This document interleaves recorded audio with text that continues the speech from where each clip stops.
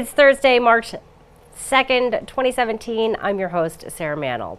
We have a great show in store for you today. The nation has seen a lifeguard shortage. Town Manager Mark Els will tell us about a new partnership between the town and YMCA to train more lifeguards. Town Council will meet tonight. We'll get a preview with Town Council President Eric Steinhilber. And today is White Ribbon Day. We're going to learn more about the annual event that raises awareness of domestic violence during our interview with State Representative Tim Whalen. All of that on this episode of Barnstable Today. But first, let's get a look at today's top headlines. Plans for a new $6.5 million carbon treatment system at the Mar well field will go before Town Council this week. The proposal comes after the town has been purchasing water from Yarmouth at a rate of about $1.25 million a year. The project would be funded with a bond issue and would be included in the FY18 operating budget. Town Council meets this Thursday at 7 in the Town Hall hearing room. We'll also learn more about what's on the agenda during our interview with Town Council President Eric Steinhilber later in the program. The Barnstable Board of Health again continues the discussion around lifeguard regulations. Currently, facilities with less than 75 units are allowed to operate pools without a lifeguard. The trial period will end in April, and the board is considering changes. Local business owners encouraged the board to remove the requirement for all hotels and motels, while Health Director Tom McKean recommended the Board of Health keep the requirement. The Board of Health will continue the discussion at its next meeting March 28th at 3 in the Town Hall hearing room. The Barnstable Youth Commission is gearing up for its third annual Community Substance Abuse Prevention Forum and 7th grade Youth Summit. This year's featured speaker is Chris Herron. Herron is a basketball legend from Fall River who lost his career with the Boston Celtics due to substance abuse. The Community Substance Abuse Prevention Forum will be held Thursday, March 16th at 5:30 at the Cape Cod Community College in the Tilden Arts Center. The event is open to the public and free of charge. The Cape and Islands American Red Cross will honor more than 20 individuals and organizations during its 15th annual Heroes Breakfast in April. Several recipients are Barnstable residents. Kimberly Range of Cotuit will be honored as a life-saving hero. Nanette Davidson of Marston's Mills will be honored as a community service hero. And Nicholas Gelson of West Barnstable will be recognized as youth hero. The Heroes Breakfast will be held Friday, April 7th at 7:30 at the Hyannis Resort and Conference Center. Up next, we're going to chat with Town Manager Mark Els. So Mark, very exciting news. The town is actually teaming up with the YMCA to offer some affordable lifeguard programs. And we know we've talked to Patty Machado summer after summer, and there's really a lifeguard shortage, not just here, but all across the country. Yes. And it's a tough thing. I can imagine why there is a lifeguard shortage. It costs a lot of money to become certified. So one of the things that you and Patty have done working with the YMCA is try and offer a low-cost way to get some kids certified to be lifeguards. Absolutely. There's a need. It's a wonderful pathway for a young person to go to work here for the summer, certainly on Cape Cod and well beyond. I mean, you know, there's pools at YMCA's and schools and other facilities, private, hotels, etc. That people can get jobs outside of the summer season, but certainly here on Cape Cod, our beaches are key, and our ponds. It's another resource that a lot of people don't really think that much about. But if we don't have enough lifeguards, then we don't man them, and therefore sometimes don't open them or have to just put up a sign that says no lifeguards on duty. And certainly anybody but parents are always concerned when that's the case. So. As part of a really broader program of really involving our youth in our community in positive things so that they make good choices, this is one small part of that. And so we got together with our school department, our community services, our leadership here and our council, myself and the Y, and said, look, we got this gap here relative to lifeguards. And it was timely because we knew that the Y had an open slot up there from 2:30 to 4:30 because the swim team, Barnstable swim team, was using it. So we said, is there any way that we can get that same time slot a couple of days a week, not 5 days a week, and we can get a bus to run from the high school? Any kid is welcome, but and you can go onto the town's website right now and you can enroll. And there's 2 different trainings going simultaneously on Tuesdays and Thursdays from 2:30 to 4:30. And there is a fee associated with each. But if the fee is a barrier, talk to us. We're going to fill those 40 slots. Well, and I think I know my daughter is a certified lifeguard, Yes. was trained in lifeguarding, and when we entered the program, it was very costly. Yes, so it was. I'm going to say around $500. So Right. this cost is much less when Yeah. you consider being going through a program that's private. Yeah, for a full lifeguard, it's $180, I believe, and for a junior lifeguard, it's $60. Wow. And if we have, and I have 2 lifeguards in my family as well, and we did the same exact thing. So, and if the financial portion is a barrier, we will work with any student who wants to go through the program. Wow. So, we're going to fill those 40 slots. Yeah, I'm sure you are.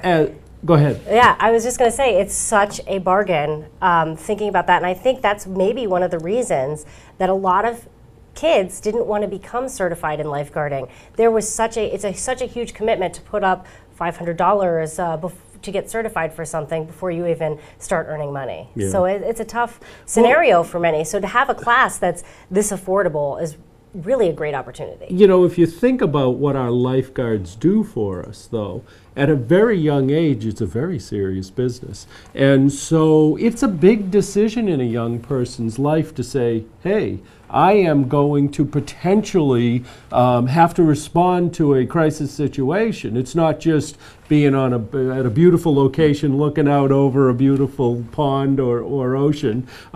It is going there, understanding the training, you know, being physically, mentally, emotionally ready to respond to whatever the situation might be that confronts those people utilizing our resources. So it's a big decision for a young person. It's a good decision. It's a decision that will allow them to go forward with many other efforts in their lives. They walk away with a skill. They walk away with a job if they successfully complete it here. And then, again, in the future, I can tell you my 2 daughters did it, and they're both at the colleges they go to. Highly employable, quite honestly. They're always asking them because everybody needs lifeguards.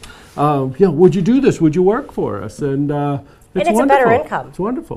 They get a little bit better pay than, say, if they were working somewhere else because they do have that skill. They are trained, Yep. and it's a great situation. So very exciting. One of the things that a lot of people don't realize, I'll get asked all the time about young people going to work for the town, and to operate equipment, you have to be 18 years old. So it's not as though you can put people younger than that in a position to do things that they may be interested in doing. So within the rec department, under Patty Machado and John Gleason, there is an opportunity at 14 to go to work as working at the beaches as a beach aide. And then you kind of have 2 routes typically. You either go the junior lifeguard route at 15, or you go the attendant route, where you sit at the gate and you do other, more administrative sort of tasks rather than going the lifeguard route. So at 15, with this training for $60 between the last week of March and mid-May, you could have a job for the summer here on Cape Cod as a 15-year-old, and that's a wonderful thing. I talk with a lot. I have a 14-year-old, and so I hear he and his friends talking about it, and there aren't a lot of jobs out there. Even as you progress through high school, they are limited to a certain degree until you're a little older, and then you can run a piece of equipment. So it's a great opportunity for a young person to do some really good stuff, get some great training. Fabulous, fabulous opportunity. Very excited about that program. I want to mention one other thing before I let you go for the day. You are taking part in Read Across America Day, which is today. Very exciting. Where are you going to be reading today? I'm going to be at, let's see, High East or the Horseman Charter School at 10:30, and then I'm going over to BUES in the Mills at noon. Very exciting. So I get to read twice. It's very exciting. Now, have you taken part in this before? I have every I usually I don't remember if I've done this event, but usually holiday related. I will always go in and I will offer to read to kids. I've taught math it used to be called Math Superstars. Since my oldest daughter, Elizabeth, was in second grade, I did it in Miss Pfeiffer's class at Centerville Elementary. I love Miss Pfeiffer. So that would have been, let's see, 8. So that would have been, since 2004, I have done that every year, usually on Fridays at my lunch break.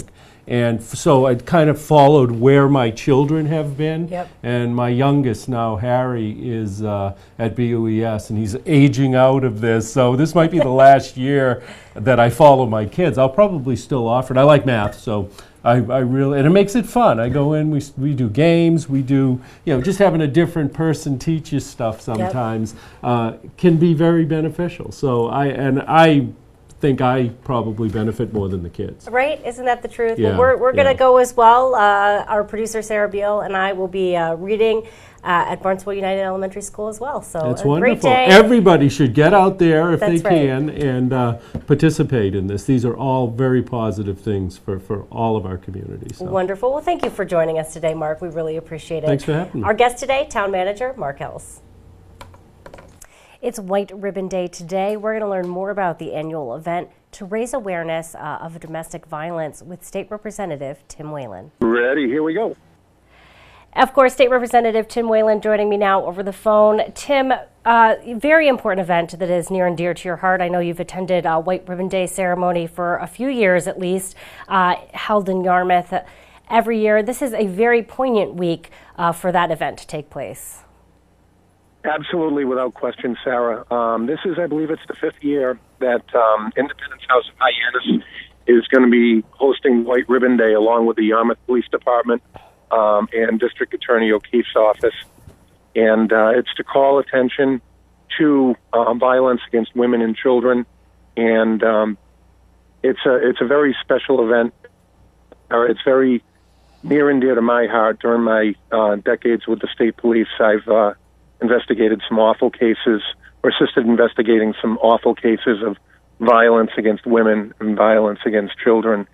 And this year, we as we have in years past, the attendance, we will take a pledge, and the pledge will be that we will be part of the solution to end violence against women and children. And that means not only committing to make sure you, of course, do not take part in violence against women, but also to raise your voice if you see anything in the community. It's a very powerful event, and I think a reminder for all of us to speak out if we see something and someone in need. When the Independence House hosts this event, do they ever give attendees information on where to turn if they see something that they really feel the need to report? Absolutely. The law enforcement, people that are in attendance, as well as Independence House, make sure that that information is distributed. And in times of crisis, through the emergency judicial 209A system, that information becomes available as well to victims of domestic violence. But, the hope is that we don't reach that point where it becomes a 911 call and our police have to respond to preserve the peace or to keep someone from being hurt or killed as a result of domestic violence. Yeah, very, very important message for all ages, really, and a reminder that we also need to be making sure we instill this in our children, and really a great opportunity to talk about domestic violence. And of course, this week it's extremely significant with the event that we saw occur in Cotuit. The tragedy that happened to Molly Fratantonio I think it's left a lot of us speechless and without words. to describe this. Sometimes we wonder how tragedies like this can fit into God's plan for us on this planet. And I think that what it really should be telling us, what the lesson that we can take from this awful tragedy, Sarah, is that there are things going on in the lives of our friends and neighbors. There are things going on behind closed doors that we have no way of knowing. We have to be keen observers, and we have to always make sure that those that are closest to us know that no matter what happens in their life, they always have us there to support them. Lots of women get trapped in relationships, and part of the trap is in these abusive relationships is that they feel they have nowhere to go. They are stuck there, and they feel that if they were to leave the abuser, that where would they live? How would they support themselves? Where would they sleep? What would they do? How would they feed their children? Where would their children go to school? And we need to make sure that these victims of domestic violence understand that we're there for them, that there is a network out there to support them when they're in their hour of need so that they can feel empowered, they can find their voice, and they can ensure their safety. And in so doing, when there are children involved, and children are always the silent victims of domestic violence, the trauma that our children are subjected to, which manifests itself later in life very often in some horrible ways, we want to reduce the trauma that our children are exposed to.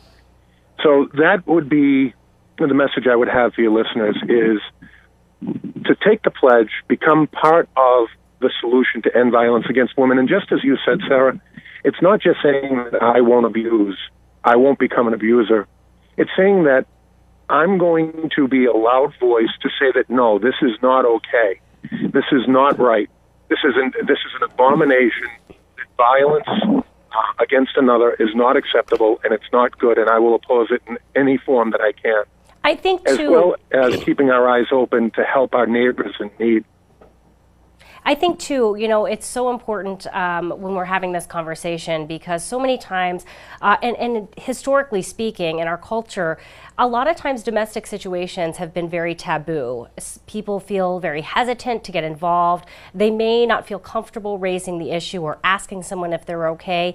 And really, this event is saying, hey, speak out, ask questions. If you have questions, I think the Independence House would be a great resource for community members here if they have questions about contacting individuals or asking them if they're in need of help, or maybe reporting something that they've seen. So important, I think, to have the conversation. We're very lucky, Sarah, to have Independence House available to us locally, the Cape Cod Center for Women, the Victim and Witness Assistance and Advocate's Office, and the District Attorney's Office. There are lots of groups out here that, and other ones which I just can't think of right off the top of my head. There are many organizations that are out here to support people that are caught and trapped in the web of domestic violence. And yes, we need to make sure that everybody is aware of what those resources are, what help is available to them, so that they know that they have an avenue that they can follow to escape that awful web of domestic violence, and that they will be okay and they will be supported. Well, thank you so much for taking your time to attend the event, take the pledge, and talk to us about it this morning. We really appreciate it. Sarah, the honor's always mine. Thank you for having me on your show, and please have a great rest of the week. You as well. Thanks so much. All righty. Bye-bye. My guest today is State Representative Tim Whalen. Town Council meets tonight. To find out what's on the agenda, we chat with Town Council President Eric Steinhilber. And Eric, thank you so much for joining us over the phone. Very excited to talk about this week's Town Council meeting. Not too long of an agenda. I did notice there will be a presentation by Cape Cod Regional Technical High School Superintendent Robert Sanborn. And I think they have some big proposals that they might be talking about. They do, and they've been making their way around to the different towns that take part in the Cape Cod Tech on the Cape. So we're looking forward to having them come in to hear about their proposal for building a new Cape Cod Tech. It's a sizable amount of money, and obviously the towns share a percentage of that, based on the number of students that attend the tech from each town. So it's definitely something that we're very intent on hearing about their proposal and looking at what some of the potential costs may be for our taxpayers here at Barnstable. Yeah, definitely a concern we're going to want to follow as that progresses. In old business, an appropriation order of $6.5 million. This is a pretty big ticket item. I'm assuming there's going to be a lot of discussion, but this is basically to build another carbon treatment facility for our water here in Hyannis. Correct. And we've spoken about this a couple of times. It's been an ongoing issue. We built these carbon filters on the Mary Dunn wells when the PFAS, which is used in fire foam, was first discovered, or at least discovered at a level that EPA determined wasn't acceptable. So we're talking about parts per trillion. It used to be parts per billion, and then when they switched it to parts per trillion, our wells got triggered. So we've been addressing the issue. It's been addressed at the Mary Dunn wells, and then the Mar wells, which are over in Hyannis, kind of near the airport. We'll be doing the same thing there because we did detect the PFAS in those wells in addition to Mary Dunn. And if I'm correct, this would basically, once this was up and running, this would allow us to stop purchasing water from Yarmouth. And I think that's a pretty costly expense at about $1.25 million a year. So could be, while it's a big ticket item, it could eventually really save the town. Right, yeah, exactly. You're either spending the money on bringing the water in from Yarmouth there, or, we do the carbon treatment. So it is a big ticket either way. Unfortunately, it's just an issue that we have to deal with. Drinking water is absolutely paramount, for us. So we're going to have to, work through the issue. Also, looking at new business, I see an item here about a marine business district. What can you tell me about this item?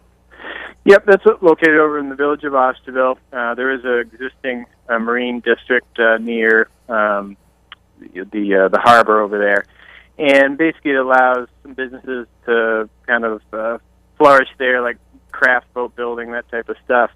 And this proposal will actually add a few parcels to that.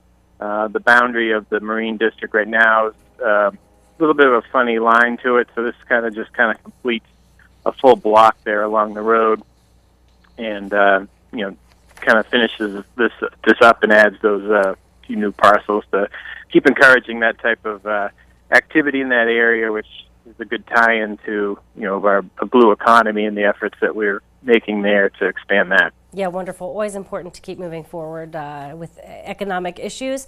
Then, of course, a grant acceptance is on the agenda. This is an exciting, I always love these grant acceptance things because these are pretty easy to deal with. The Youth Commission is actually receiving a grant from the LaRusso Foundation for its Youth Summit. Pretty exciting donation there. Yeah, this has been a great event for a couple of years now. The Youth Commission does a fantastic job bringing awareness to addiction, having folks come in to talk about their struggles, their failures, their success stories, and many, many thanks to the LaRusso Foundation for helping to support this effort, and obviously the many things that they do to help us in town here. And then the final item in new business is, of course, petitioning the general court, so the state legislature, to amend an act of sewer construction and private way maintenance. Can you tell me what this is about? Sure. That allows us to use meals tax as it's written now to help fund sewer construction.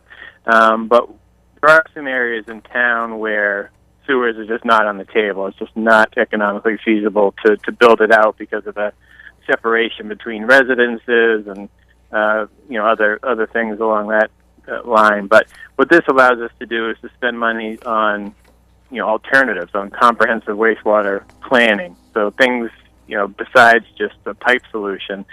This will allow us to develop some plans going forward in the alternatives to deal with some of the nitrogen loading that we're seeing. Yeah, wonderful. So really not too big of an item there, but just really making sure the language encompasses all of the alternatives. Exactly. We didn't want to limit ourselves as we're moving forward through the 208 program. And really it's going to take a lot of different solutions to deal with this this problem. So we wanted to have as many resources on the table for us to use so that we can address it properly and as quickly as we can. Well, wonderful. Thank you so much for joining me today. I really appreciate it. And of course, look forward to chatting with you again in the near future. Great. Thank you so much, Sarah. I'll talk to you soon. Bye. Bye-bye. My guest today, Town Council President Eric Steinhilber.